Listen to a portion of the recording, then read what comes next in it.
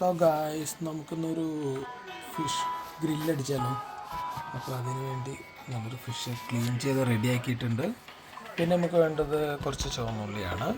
പിന്നെ ഈസി മെത്തേഡായിട്ട് ഞാൻ ginger garlic പേസ്റ്റാണ് ചേർക്കുന്നത്. അങ്ങനെ അല്ല, മറ്റോണം വേണമെങ്കിൽ ചേർക്കാം, പക്ഷേ എനിക്കതാണ്. പിന്നെ ഒരു ഫിഷ് മസാല ഉണ്ട് എൻ്റെ കയ്യിൽ. പിന്നെ ഉള്ളത് മഞ്ഞൾപ്പൊടി കുറച്ച്, പിന്നെ കാശ്മീരി ആണ് ഞാൻ ചേർക്കുന്നത്, അപ്പോൾ നല്ല കളറും കിട്ടും. പിന്നെ ഉള്ളത് കുരുമുളക്, അത് പൊടിച്ച് ചേർക്കണം. പിന്നെ ഉള്ളത് ഒലിവ് ഓയിൽ. ഇതെല്ലാം കൂടി നമുക്ക് മിക്സ് ചെയ്ത് സെറ്റാക്കാമേ. പിന്നെ ഇതിൻ്റെ മെയിൻ ഇൻഗ്രീഡിയൻസ് ഉപ്പ് ചേർക്കണം കേട്ടോ. ഉപ്പ് ചേർത്താലാണ് സൂപ്പറാവുള്ളൂ. അപ്പം നമ്മളെല്ലാം മിക്സ് ചെയ്ത് ഇട്ടിട്ടുണ്ട്. പിന്നെ ഒരു നാരങ്ങ പിഴിഞ്ഞൊഴിക്കണം. നാരങ്ങ കൂടി ഒഴിച്ചുമ്പോഴാണ് നല്ല സ്വാദാണ്. ചിലവർ ഫിഷുമ്പോൾ തന്നെ നാരങ്ങ പറ്റും, പക്ഷേ ഞാനിപ്പോൾ ഇങ്ങനെ ഡയറക്റ്റ് ഒഴിക്കുന്നത്.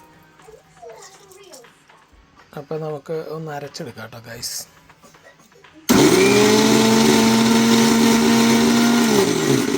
അപ്പം നമ്മുടെ അങ്ങനെ മിക്സ് റെഡി ആയിട്ടുണ്ട് ഗായ്സ്. ഇനി നമുക്കത് ഫിഷിൽ നല്ലോണം സെറ്റാക്കി കൊടുക്കാം. എന്നിട്ട് ഒരു അരമണിക്കൂർ ഫ്രിഡ്ജിൽ വെച്ചിട്ട് പിന്നെ ഗ്രില്ലടിക്കണം ഗായ്സ്. അങ്ങനെ നമ്മൾ മസാല പറ്റിയേക്കാണ്. ഇനി ഒരു അരമണിക്കൂർ ഫ്രിഡ്ജിൽ വെക്കണം.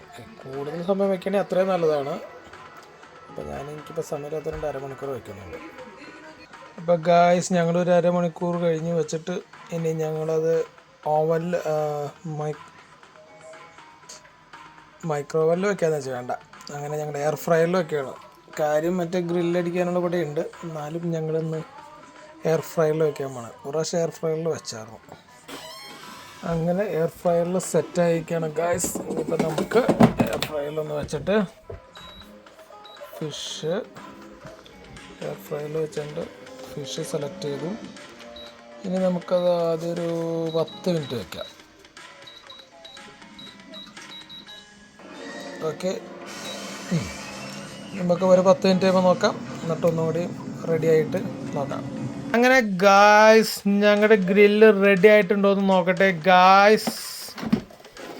വൗ, സൂപ്പർ ഇവ, ഇറ്റ്സ് ഓസം, ഇറ്റ്സ് ലവ്ലി.